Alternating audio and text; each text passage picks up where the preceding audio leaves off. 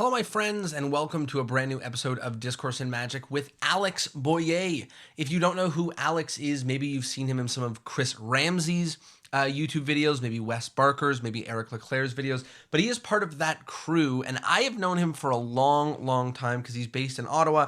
I'm here based in Toronto, and we've hung out a lot over the last 10 years. And recently, over the last year, he has really jumped into the content creation space on YouTube and on Instagram and just focusing on quality content. And I think that right now, especially during this time, a lot of magicians who have been afraid of it are now shifting and getting a little bit more out there into the world of creating content, whether that means Facebook videos, lives, or YouTube videos, or things like that. So I brought Alex on not only to hang out and chat, because it's been a long time and I missed him, and to catch up and all good things like that. But I also wanted to outline for you some tips for somebody who is exploding with their content right now and doing it now. Because I know some people feel like, oh, maybe it's late for YouTube. You have to be on TikTok. Or maybe, nope, that's not true. Just get out there and share your content. So this is an amazing episode with an amazing content creator who you don't want to miss. Here it is, a wonderful time with the one and only Alex Boyer.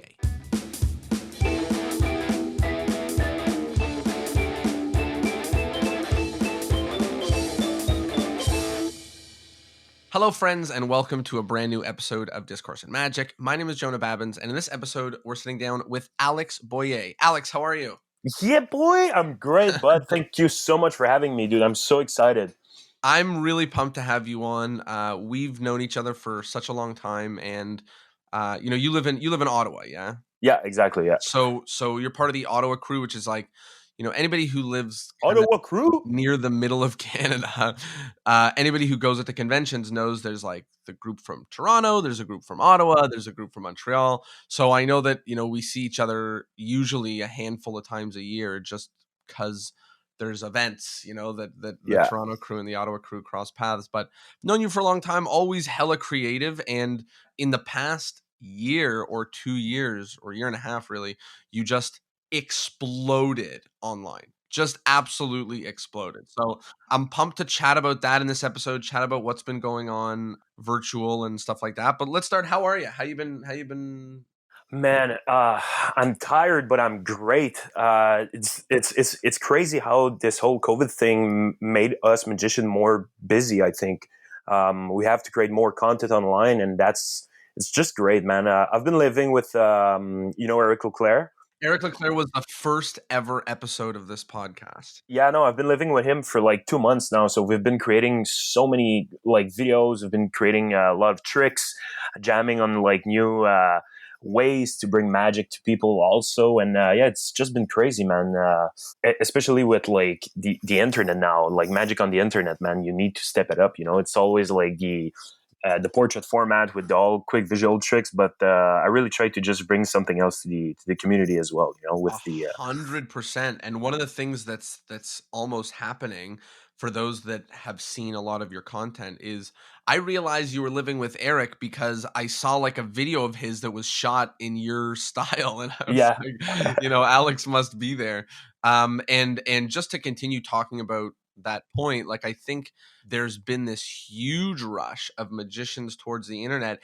Every single magician who 6 months ago, a year ago, 2 years ago, 5 years ago was going like, I will only do in person. Oh, well, you won't find me online. Like that, is now finding, and albeit each magician in their own unique, different ways that serve them and ways that they're proud of and stuff. But there's just been this whole movement to online, which is part of the reason why, one of the things that I try to do with the podcast is get advice and get help from the people that are doing the things that magicians, myself or otherwise, are struggling with right now.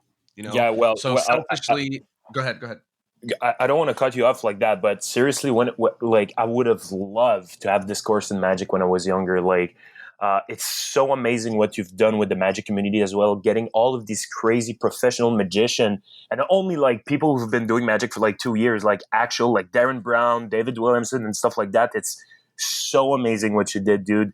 And I think that's one of the best things that happened in the magic community, man. If you want to get real advice, this is exactly where this is where to be, So I just wanted to say a little thank you on that note, Well, you know. sincere thank you. That means the world. And part of it, which was kind of what I was saying, but kind of a funny thing to always add and share, is that I'm bringing on magicians to answer the stuff that I'm struggling with. So Hmm. selfishly, everyone who I bring on, every now and again, there's some massive names where I just want to, do a bio on them or whatever. But in general, I'm getting magicians on to speak to them about the things that I'm struggling with. And I'm reaching out to people who are specifically crushing it in the areas that me and other magicians are struggling. And I think right now, the place where every magician needs help is content, is making good content, whether it's live or not live or whatever. So let's get at the very beginning. How did you get into magic? I don't want to be cheesy now, but like it's going to be pretty much the same story as every magician. So I started with, and this is true. I started when I was like 3 years old. I saw a magician on TV. By the way, I'm French Canadian. That's why I have a big accent. Accent, excuse me. Okay, I don't do many spoken, but I'm gonna do the best I was. All right. But yeah, I saw a magician on TV in Quebec City, and his name is Alain Chaquette, and he blew my mind away. I was like, oh my god, this is the only thing I want to do for the rest of my life. And at like 4 years old, my grandma bought me his VHS, and he taught actually 10 magic tricks, beginner magic tricks. So I started practicing and stuff. Like, I was okay with it, you know. I was so passionate, and I was always practicing. When I was like in grade one, my teacher was like, "Hey, do you want to do magic to like every Friday? Want to do a magic trick to the front of the class?" And I was like, "Yeah, for sure." So from this point, it was like a snowball effect, you know. Like, I've been doing shows since I was like 7 years old, and my first paid gig, I was in grade six, and the school called me on a Sunday, and they're like, "Hey, I want to do a show in front of all the parents and all of the school." And I was like, "Oh my god, this is my chance!" And we're gonna give you like $100. And I was speechless. And after that, in high school, it was just crazy, you know, with girls, with parties and stuff like that. So I was not the cool guy; I was the magician, right? So people invited me to only do magic, and it was amazing. I was gonna say about the cool guy, like you are, and we'll talk about it later. Like you spent a lot of time with Chris Ramsey and Eric Leclaire, and these are some people who quite seriously make magic like kind of cool. So I know Hmm. you're joking about Absolutely. saying like I wasn't the cool guy, I was the magician, but I envision you as a young guy doing magic, not necessarily being like the nerdy stereotype that Mm. we see. Is that true, or were you a nerdy loser? I was like just someone who was fooling around with everybody all the time. I was just, my goal was to make people laugh and just mess around with them, right? Hmm. And the magic came after. So for a good percentage of my life, I didn't know how to speak to people unless I was doing a magic trick. And I was getting older, and I was like, man, that's not the way life is supposed to be. I cannot just like be on a date or like make friends with magic tricks because I'm just going to be a guy who does tricks, right? So I learned to speak to people in a cool way, and I've been chilling with, you know, in high school, I said I was not the cool guy, but what I think got me to be the cool guy is that I was friend with everyone, with the nerds, with the punk guys, with the skaters, with the popular people. So it got me to a point that I was just a cool guy, and the magic was an extra thing. You know, I was doing things that no one was able to do in high school. You know, especially when you're a kid and you're doing magic to like adults, and you can see the reaction. They're reacting like, "Oh my god, this is insane!" And it's the first time, I think it's the only way that a kid can get true astonishment from someone, right? So that's the most beautiful gift that I think I've had when I was young, right? So starting really young really helped me to make friends and being cool. And I think part of the reason why some of the cooler people in magic are more popular right now is there's a certain level of like honesty of what's happening. Like I'm doing tricks here. These are magic tricks. Even and just a great example of a modern one is like Justin Willman's specials. yeah, Like there's no question, there's no doubt that he's a magician up to silly antics, like there's hmm no doubt that that's what's happening, but it's fun and hilarious and topical and interesting. And I think of course, certainly better in the modern world leaning into that than leaning into mystical things. But I think we know, I guess not necessarily, but we know that. Let's talk a little bit about the content, Really, because that's kind of the thing that has been most exciting to me because, you know, I'm always interested in, and this is something super big in the world of the internet, is a case study. And a case study is when you're able to watch something happen right in front of your eyes so that you can believe that it actually is a possibility. It actually is reality. And many of us have seen our close friends or a friend of ours or a friend of a friend like blow up on TikTok, you know, or blow up on Instagram or whatever the case may be. And it feels like just because of how well we've known each other and how I've been able to watch your content happen, I watched you explode in a year and a half. Like just absolutely explode. And maybe there are other magicians on YouTube who exploded faster, maybe they're slower, maybe some that are more popular. I don't know. But I know for me, it was such a beautiful case study in front of my eyes to go like, I can scroll back a year and a half ago and see that none of your content it's not coming out regularly and it doesn't look like it does right now. It's not as so like I know you learned everything in the last year and a half, you know, like so talk to me about that. First of all, what happened? What happened to you that you said, you know what, I'm opening the floodgates and making content now? Well, first of all, I've seen everyone explode on the internet, right? That was the first thing that I saw. And Chris was my friend. I was friend with Chris before he was Chris Ramsey, right? And I was friend with Leclerc and Wes before they were like internet stars, right? And I saw them, and I always been the baby brother of the group. So seeing them, since they're my mentor, but also my friends, I was like, I think I can do it myself, you know? And it's all about the mindset, man. It's all about like, if they can do it and you think you can do it also, just do it, man. Don't think too much and just start, right? So what happened is that once Chris was searching for like two of the magicians to go with him to do a video with Mr. Beast. And if you guys don't know, Mr. Beast is the like biggest YouTuber in the world right now. He has like almost 30 million subscribers, which is insane. And he was like, "Hey, dude, he's doing a video. He wants magic in it, and blah blah blah. Do you want to come?" I was like, "All right, dude, let's do it." You know. And my goal was not to go on YouTube at this point. It was just to have fun with my friend. So we go there, not prepare at all. We had like two decks of cards on us. We had like a couple of gimmicks, and we're like, all right, let's just do this. We go to Mr. Beast Studio, and he's like, all right, so today we're gonna do like an AGT kind of video, but it's gonna be Beast Got Talent. And we're like, we're so underprepared for that. You know what I mean? Like, Yeah, for right. sure. And the cool thing was we filmed for like 5 hours, and we did magic nonstop for like 5 hours, right? With deck of cards, with like crazy gimmicks and stuff.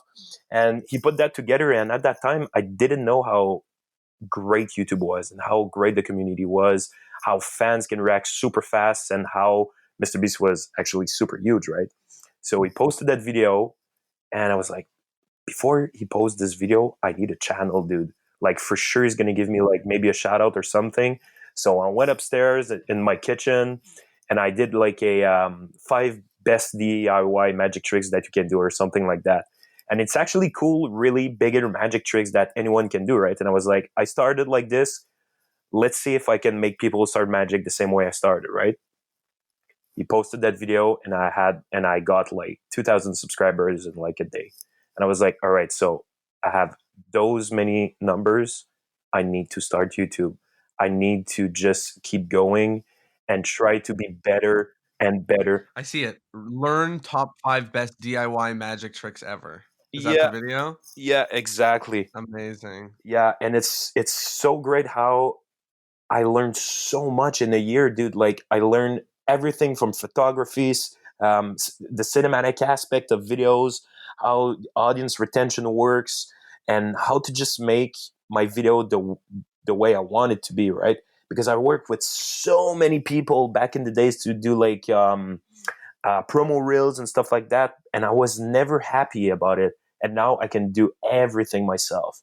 So that's the best gift right now that I got pretty much, is that I've learned how the machine works basically. You know, many people might think to themselves like, "Oh yeah, of course, you know, he's so big. If I had an opportunity to be in front of Mr. Beast, you know, like I would have it too." But I think it's more than that. I think number 1, you are hella creative. And anybody who sees these videos and stuff knows, like, every like maybe 3 or 4 months, you release like a little magic video where I'm just like, I straight up have no idea how he's doing that trick. Like, Yeah, so like you're hella creative, number one. But number two, everyone else in that situation either wouldn't have made an account, would have made an account in a shitty video, or would have made an account a good video, but not made a video for another week for the next year and a half since then, or the whatever. day I started, I was super stressed because I was like, oh my god, dude, I need to post like every week. What am I gonna do? I was like posting 3 to 4 video a week, man.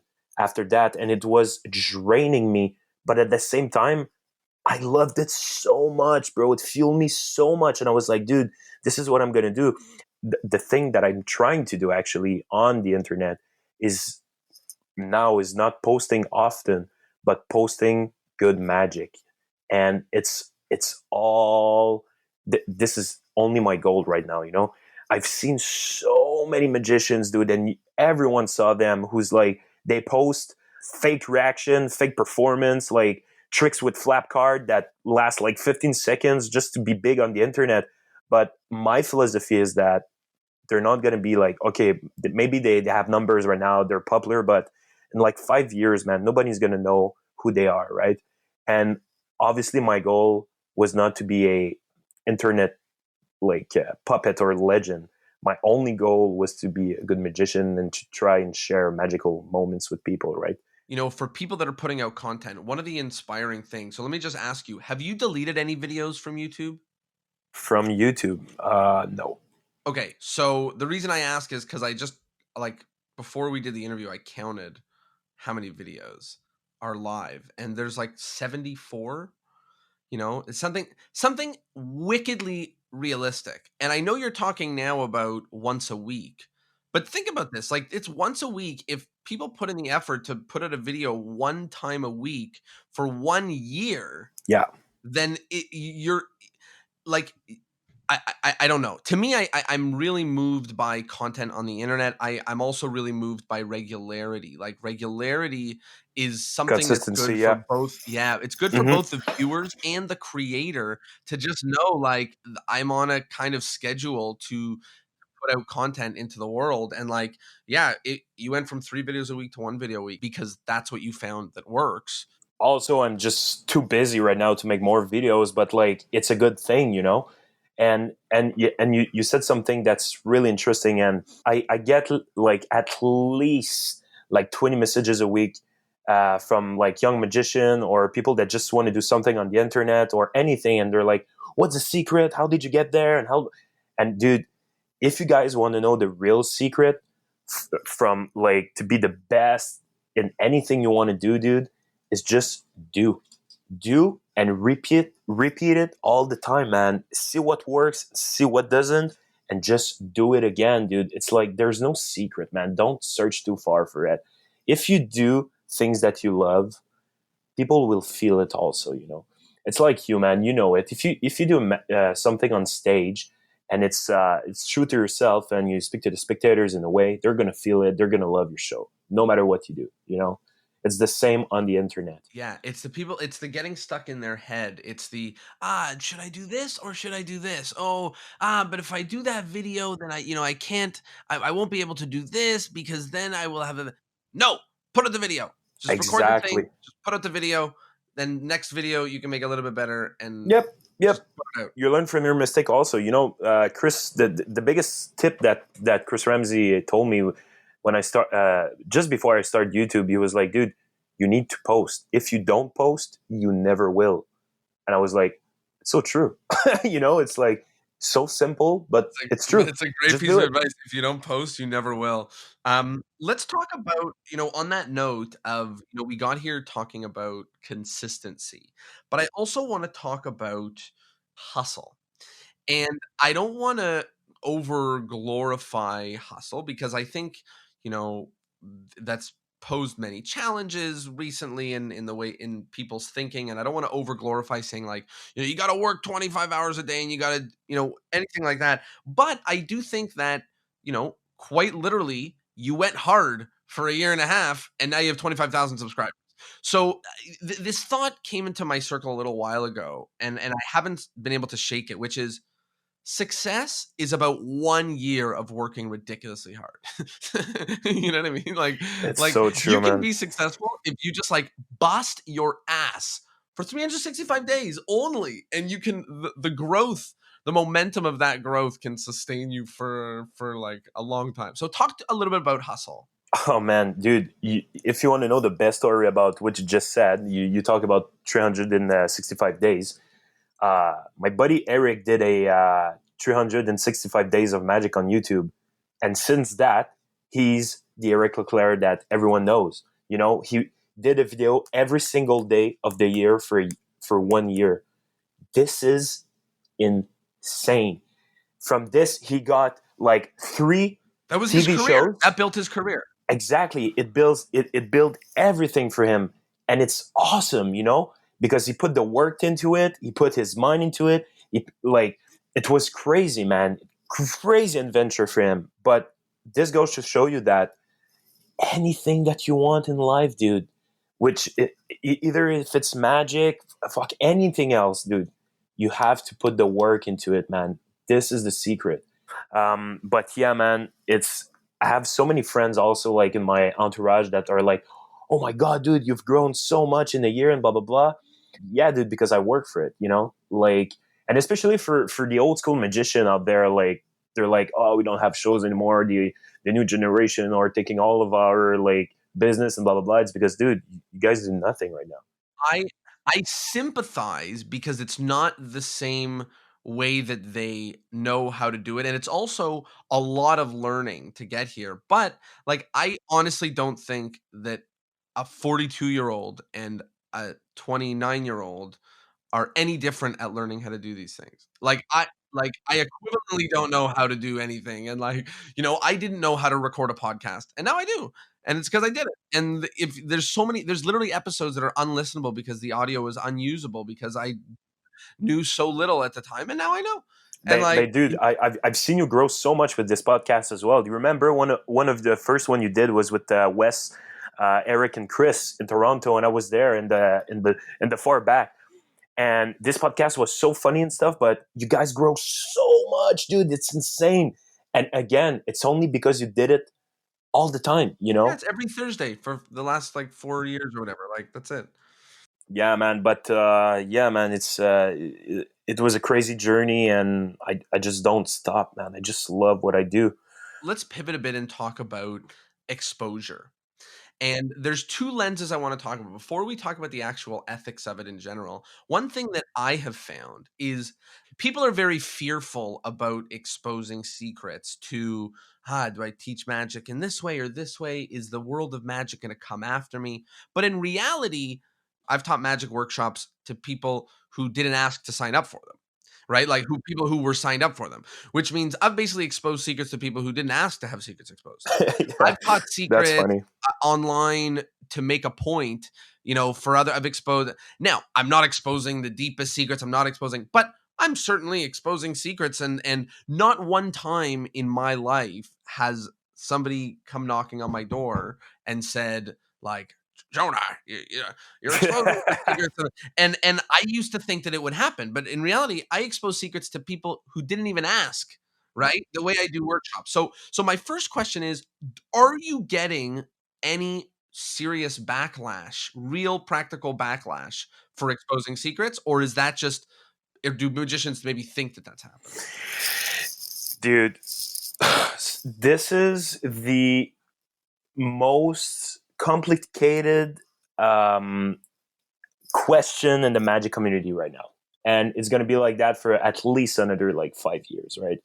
And the reason is that there's only two, how can I say that, generation right now. There's the young and there's the old.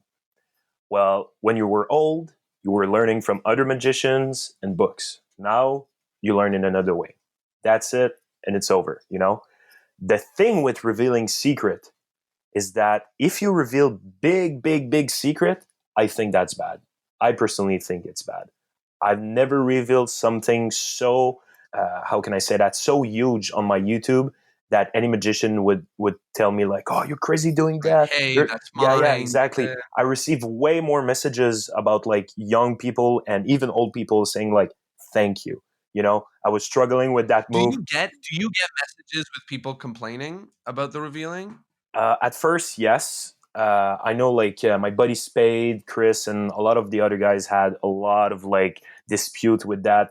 But again, dude, we're not the guys who's gonna reveal the biggest thing. We're the guys who's gonna invite people to love the Yeah, you're magic. teaching people how to do magic with a plastic spoon. Like this isn't. Exactly, dude. Yeah. And also, like I've told you that in the beginning of the podcast. Like if I like when I was young, and if I had a podcast like this when I was younger, I would have freaked out.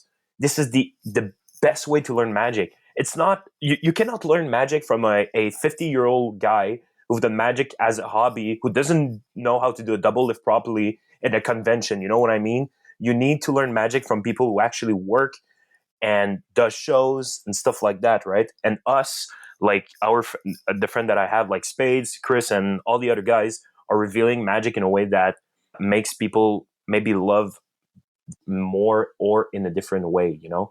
So let's get into the specifics. When you teach a trick, are you doing like investigating to see what the source is to make sure that you're not Yes, yes, exposing someone's thing? and yes, and also like not only that, I try to come up with my own or to do it in another way, and I always give credit when I know the credits. And also, what I tried to do is to actually make people more intrigued by it, so they can themselves do some research and maybe buy the books that a move came from, or the thought of it, or anything like that, right? Because I strongly believe that it's cool to have mentors, but you need to learn by yourself a lot of things. Also, I have like a magic school, and I teach magic to children all year long. Not now because of COVID, but I have like almost 4,000 students per year, dude. And it's so awesome to see kids learning magic. They get so many friends out of it, and they get recognition by their parents, by teachers, and it's the most magical things ever, man. So, and obviously I'm not like showing them how to like cut people in half and stuff like that. That would be a bit crazy, right? But just the beginner stuff, man, it's okay, man. And I think the people who are like angry of that is that I think they're just jealous, man. You know what I mean? One joke that I've been saying about it is, people are really angry about exposing secrets unless you charge for it. And then for some reason they're not angry. And I'm like, hmm. You've been seeing that also since COVID. Like the people who were like bashing us revealing secret. Oh, now it's okay. They Yeah, do I saw video a and they're like, tweet somewhere that said like dude, everyone's the masked magician during yeah, dude. So COVID. so like so like man, I think like especially on Facebook or like the platform that people are just like saying things out of their minds just to say things. For sure, you're gonna have people bashing on it, but they're gonna be like 50 people, and the rest doesn't really care. So like, I don't think it's a bad thing, and I don't think it's a good thing. You just have to find the middle ground and just be cool, man. And I Like, think and don't I be an love, by asshole. the way, in the same way that in the world of magic, people have found the respectful way to do things, respectful ways to publish, respectful ways, da da da. I think that all of these arguments and back and forths, to think about it in a good light, are trying to solve what the respectful way to actually share magic with real human beings on the internet is without offending somebody. And I think, like, yeah, we're bumping into some walls on the way to figure out the right way to do it, but I think that like the kind of way that you're doing it is like just perfect. More than half the material is stuff that you just figured out and are toying with, and the rest you're sourcing and dealing with creative people, and just really great. But man, also what I tried to do is that another reason what I've been posting less lately is that I've I came I came I came up on a point that I was like, I'm starting to feel how can I say that, just bored about revealing stuff on YouTube, right? And the only I still can reveal stuff on YouTube, but I'm like, I didn't reveal stuff on YouTube just to be like a YouTuber or popular, right? I revealed stuff on YouTube for people to teach, but also for people to appreciate the art of magic way more, dude. For sure, it happened to you when someone was like, "Oh, again, the magician. All right, show me your little trick here," and he didn't like see you like as a professional magician or a great magician, even though you are, right? But if this guy goes on YouTube and try to learn a trick and see how super hard it is to do it, just a normal double lift, dude, a casual double lift, maybe he's gonna appreciate the art of magic way more. And in that new generation, man, this is exactly what's happening right now. And again, I don't think it's good. I don't think it's bad. It's just we have to find a middle ground. And for lots of people, including myself, I think this is exactly what we did, man. So that's pretty awesome. So I wanted to chat about, I think, one other thing, which I think we've spoken about it, but I would love to just dive into it a little bit deeper, because I think that in the world of content creation, there are two forces that fight against each other, and those are the forces of quality and quantity. And we spoke about a little bit how you've moved to doing something closer to once a week. And, but I'll also just bring attention that the quality of the photos that you have on, let's say, Instagram or whatever, it just raises the bar in general for what your image is. However, I know that that's not the same as, going through your computer and finding three old photos and touching them up or whatever. This Yeah. is you doing literal photo shoots so that you can get three posts out on Instagram of, of your nice hair or whatever. So talk to Yeah. us a little bit about, like, how you make sense of quality versus quantity, and also how you make sense of, like, today I'm going to go to an alleyway and hopefully get three photos of me springing cards so that I have stuff to upload this week. And like help us understand, make sense of how you spend your time and how much effort you can put into each thing. First things first, like I told you, like in the past year, I fell in love with the world of photography like a lot. I've upgraded cameras like 5 times with lenses. I've worked with so many different like aspect of the photography world. I've watched so much of Pete McKinnon on YouTube, and I was like, dude, you know what? I think I can do it. So I've just practiced a lot, man, and I got to a point that I was like, oh shit, like I have my own style. Like I didn't see no one doing things that I do. So I've started posting and people really liked it. So it's like, I'm just going to do more, you know?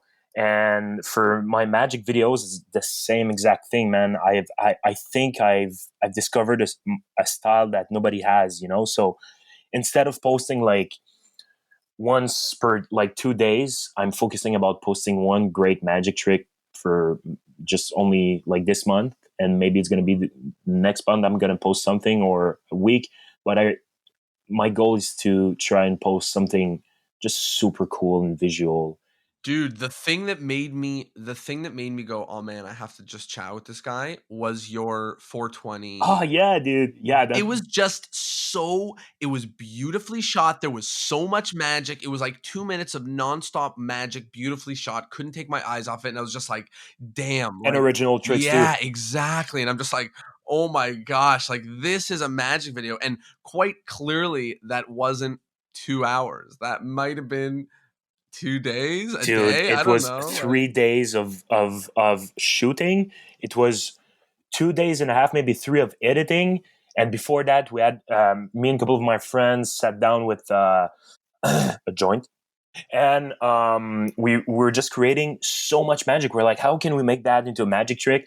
And again, we took some old school effect, redesigning it, and we came up with so many original effect that pretty much did the video his like it got to a point that we're like, oh man, we have like 20 magic tricks in a 2 minute video, and they're all originals.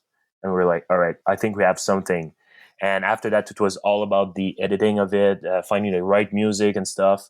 So yeah, dude, I just try to connect with people in a way that it's different from the other magicians, right? And it's not to be better than them. It's really about just showing who I am and showing what I love doing. So that's pretty much it. It's phenomenal, and I've been loving seeing it grow and seeing it happen, and I've just been loving the lean into quality. Like, it's been so nice to be able to recognize your videos and say, "Oh man, that's one of Alex's," and "Oh man, that's Yeah, dude. Thanks so like, much, oh dude. man, that looks great again," and that looks Well, um uh have you seen the my levitation videos that I make like a ribbon spread float or like a packet yeah, of yeah, cards? Yeah. man. Yeah. Okay, okay, good. So I got a last question before we get to the wrap up questions, which is this. And this was something that, I don't know how to phrase it, I guess, but when people start making content, whether they're working on their show or working on their virtual show or live video or Instagram video, whatever it is, when people start making content, they have to start coming up with ideas. And so many of your ideas are original, and it's just flabbergasting what what the stuff that comes up. So if somebody is watching this, like, I always hate asking, like, how do you be creative? Like, what are secrets of creativity? Because it's like no answer is really helpful. But what can you say to a magician who is saying, like, okay, I want to make moments, invent my own methods and make magic happen for my content? What kind of advice do you have? Well, first of all, find something that you love. Be true to yourself and create things around that. What I try doing with effects though is that I try to um, the floating spread. All right, let's talk about that one. Well, my goal is that first of all, I love levitation effects. I admire great magician that knows how to make things float in a impossible way and in a visual way. I hate magician when they make something float and you can clearly see that the object is attached to a thread. It like, you know what I mean? Like it's obvious. So in my mind, I'm like, I love levitation effect. I want this effect to be super smooth and magical. And what can I make? What object can I make float without something cheesy or just like UFO cards or anything that has been done before, right? So I was just playing with my cards, like on the desk, and I spread the deck. I did a ribbon spread on my desk, and I was like, oh, I think I just find my new video. How cool would it be if I do a ribbon spread and it stayed in mid-air? And I was like, you know what? I'm going to create this right now. It took 30 minutes. I had it. I went to my backyard. We filmed it. And it took like at least 60 take to nail it. But I did it. And I got a real good video. And that's it, man. You have to test your things. And you only need one good take, right? Yeah. In terms of creativity, it's different than being creative for a stage magic because you only need it to work one time. Yeah, but the thing is that my only rule is to, especially online, is to create magic that I can actually perform on Right, stage or practical. yeah, exactly. And even if it looks 100% of the time like a camera trick, what I do, it's not. It's actually real, and that's what I think it differentiates me from other magicians as well. You know. Each and every episode, we have some wrap up questions that we ask each guest, and I have some for you. So, the first is the endless chain. In order to keep the podcast going on for eternity, each guest is asked to recommend another guest that has not been on and would be perfect for the podcast. So, who would be a phenomenal guest for the podcast? Probably Ramsey, dude. Perfect. Listen, we did that group one in Toronto, but I'd be down to do another one with him. It's Hmm. been a while. So maybe I'll nudge him for that. We'll make it Yeah, for happen. sure. I'll try to text him. Maybe he's doing a puzzle right now, but yeah, Yeah, maybe he's maybe he's busy he's probably busy doing with it. a puzzle. But anyway, I'll try to text him. What's something that you like about Magic in 2020, and what's something you don't like about Magic in 2020? Okay, something that I don't like. It became a bit saturated, right? With all of the like non-magician doing magic on the internet, I think that's stupid. They just do magic to get numbers. I think that's stupid. It's just stupid. So stop doing that, please. Let the place for like actual good magician and people who likes magic and likes to practice. So I hate that. I hate that a lot. fake reactions, like so many magicians that you know and the magic community knows, stop doing it. Like, you're awful. People know that you're awful. They're not listening to your videos because you're a good magician. They're listening to your videos because you have pretty girl in the background showing something, right? That I hate a lot. The good thing is that there's so many great magicians now. There's so many great magic tricks, and there's young kids, man, that I don't know how they do it, but they're better than people that have been doing magic for like 40 years. That's insane to see, and that's why the internet is good, because we can see that there's actually new magicians out there and good magician. So that's a big plus for the community. And I think we need to focus on that way more than anything else that's happening in the community right now. Give places to the new and young magicians, man. They're really, really, really good. 1,000,000%. Yeah. Okay, the next one is the plugs. Where can people find you and find your magic and see what you do? Well, I did a crazy video maybe 2 months ago about me shuffling cards for 24 hours on YouTube. Oh yeah, you went And on live, eh? You did it for yeah, 24 hours. and unfortunately, YouTube didn't process my video still, so I'm really angry about that. But I think I'm gonna do something pretty similar and crazier super soon. But yeah, you can find me on YouTube. Just write Alex Boyer, on Instagram at Alex Boyer, also Facebook. And yeah, man, I'm just here to entertain people and to make people laugh. So if you want to see good magic and laugh a bit, you know where to find me.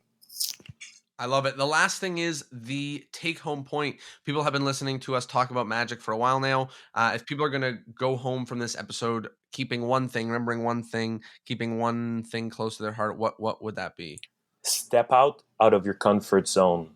Your comfort zone is where dreams goes to die. If you want something, do it and do it and do it and do it, and make sure you have fun doing it.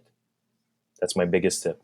I love it. Your comfort zone is where dreams go to die. Well, with that, Alex, thank you so much. What a phenomenal episode. That was so much fun. And of course, a big thank you to everybody at home who listened, tuned in, learned a thing or two, and is going to start sharing content if that's the thing that you want to do, because people are craving it. People are craving 100%. it. Thank you so much again, Jonah, man. It was great. Much love. Big thanks. Discourse in Magic. Yeah, boy. See y'all next Thursday. Peace.